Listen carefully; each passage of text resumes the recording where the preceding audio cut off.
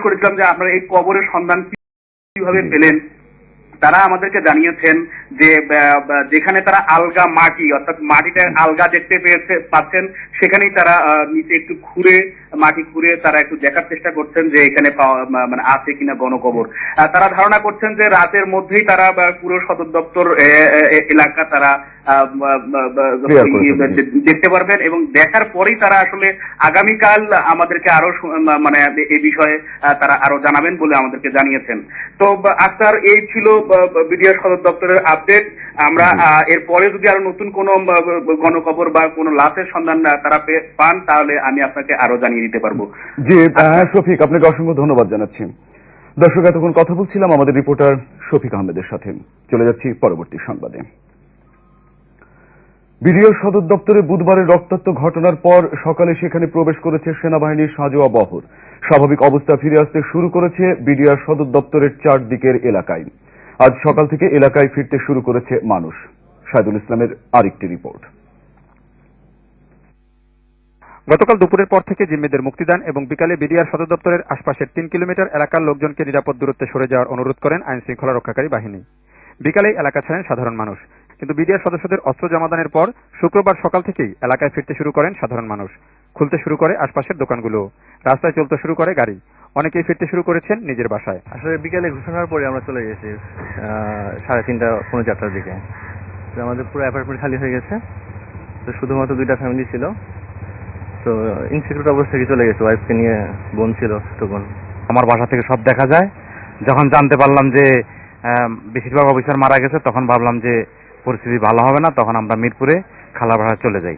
আমরা যখন শুনছি তখন আমাদের সরার কোনো উপায় ছিল না। আমরা এমনভাবে প্রস্তুতি নিয়েছিলাম আমরা নিচের তলায় যেয়ে থাকার জন্য। তো কিন্তু লাস্টে এটা সরকার থেকে বলার পরে শুনলাম যে সমস্যা হয়ে গেছে। গোলাগুলির প্রথম দিনে বাড়ি ছেড়ে অন্যত্র চলে গেছেন অনেকেই। এ সময় তাদের পুরো বাসা নিরাপত্তা ছিল শুধু নিরাপত্তা কর্মীরা। এই ফ্ল্যাট 20টা ফ্ল্যাটের মধ্যে মাত্র 3 জন ছিল। না, বর্তমানে লোকজন নাই, চলে গেছে গুলশান। আজকে 3 দিন ধরে চলে যায়নি। কালকে রাত্রে আমি একা ছিলাম। হ্যাঁ, ভয় লাগছে। ভয় লেগে কোন এক সাইডে বসেছিলাম, ওই জালে নিরাপদ নিয়ে এক সিঁড়ি নিচে বসেছিলাম। বিডিআর সদর দপ্তরের এই ঘটনায় বুধ এবং বৃহস্পতিবার ওই এলাকা শুধু নয় গোটা রাজধানী হারিয়েছিল তার স্বাভাবিক চেহারা। দুদিনের টানা অবরুদ্ধ অবস্থার পর বিডিআর সদর দপ্তরের চারিদিকে স্বাভাবিক অবস্থা ফিরে আসতে শুরু করেছে। মানুষজন ফিরতে শুরু করেছেন তাদের নিজ বাসগৃহে। তবে এসব এলাকায় যারা বসবাস করেন তাদের প্রত্যাশা ভবিষ্যতে যেন দেশে এরকম অনাকাঙ্ক্ষিত ঘটনা আর কখনো না ঘটে। সাইদুল ইসলাম, বৈশাখী, ঢাকা। সরকার এবং রাজনৈতিক দলগুলোর আন্তরিকতার কারণেই বিডিআর বিদ্রোহ দমন করা সম্ভব হয়েছে বলে মনে করেন মহাজোট শরিক জাসদ ও ওয়ার্কার্স পার্টি। বিডিআর বিদ্রোহ ঘটনার পর শুক্রবার সকালে প্রধানমন্ত্রী শেখ হাসিনার সঙ্গে দেখা করে মহাজোটের শরিক জাসদ সভাপতি হাসানুল হক ইনু এবং বাংলাদেশের ওয়ার্কার্স পার্টির সভাপতি রাশেদ খান মেনন এই মন্তব্য করেন। উভয় নেতা যমুনায় অবস্থান করে স্বরাষ্ট্রমন্ত্রীর সঙ্গে কথা বলে তাদের অবস্থান তুলে ধরেন। পরে বাইরে এসে কথা বলেন সাংবাদিকদের সঙ্গে।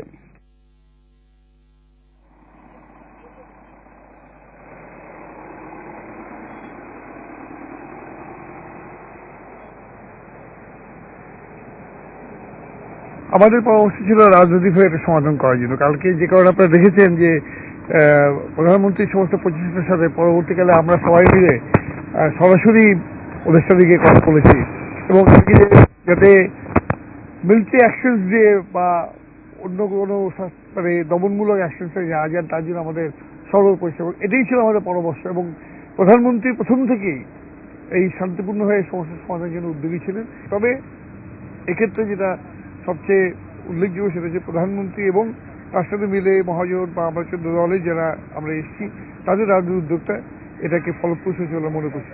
অস্ত্র সমর্পণের ব্যাপারে যে কালক্ষেপণ হচ্ছিল আর কি, আমাদের মহাজোটের যে টিম জলিল ভাইয়ের নেতৃত্বে আমরা গিয়েছিলাম, আমরা সেই অনাস্থার জায়গাটা দূর করেছি এবং অস্ত্র সমর্পণের কাজটা ত্বরান্বিত করতে সাহায্য করেছি এবং সংঘাত বন্ধ করতে সাহায্য করেছি। এবং আমরা মনে করি যে আমাদের এই টিম যাওয়ার পরে বিডিআর সৈনিকরা আস্থা পেয়েছে, প্রধানমন্ত্রীর ঘোষণার প্রতিও আনুগত্য প্রকাশ করেছে এবং তারা দ্রুত 1 ঘন্টার ভিতরে অস্ত্র সমর্পণে রাজি হয়েছে। বিডিআর ঘটনায় নিহত 7 সেনা অফিসারের জানাজা আজ সেনানিবাস জামে মসজিদ প্রাঙ্গণে অনুষ্ঠিত হয়। সেনাপ্রধান জেনারেল মইনু আহমেদ, মন্ত্রী পরিষদের কয়েকজন সদস্য, আওয়ামী লীগ নেতৃবৃন্দ, বিএনপি মহাসচিব খন্দকার দেলোয়ার হোসেন ও সেনাবাহিনীর ঊর্ধ্বতন কর্মকর্তারা জানাজায় অংশ নেন। সেনা অফিসারদের লাশ মসজিদ প্রাঙ্গণে নিয়ে আসা হলে নিহতদের আত্মীয় স্বজনদের আহাজারিতে সেখানকার বাতাস ভারী হয়ে ওঠে। নিহতদের পরিবারের সদস্যরা ঘটনার সুষ্ঠু বিচার দাবি করেন।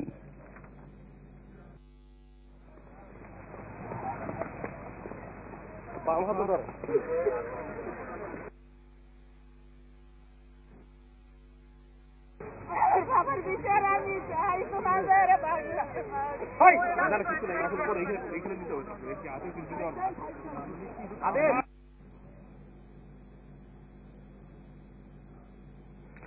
দর্শক, সময় হলো একটা বিরতির। যখন ফিরছি তখন থাকছে অস্ত্র সমর্পণের মধ্য দিয়ে সংকটের উত্তরণ হলেও সন্দেহ আর সংশয় কাটছে না সাধারণ মানুষের, এবং বিডিআর বিদ্রোহের প্রভাব পড়েছে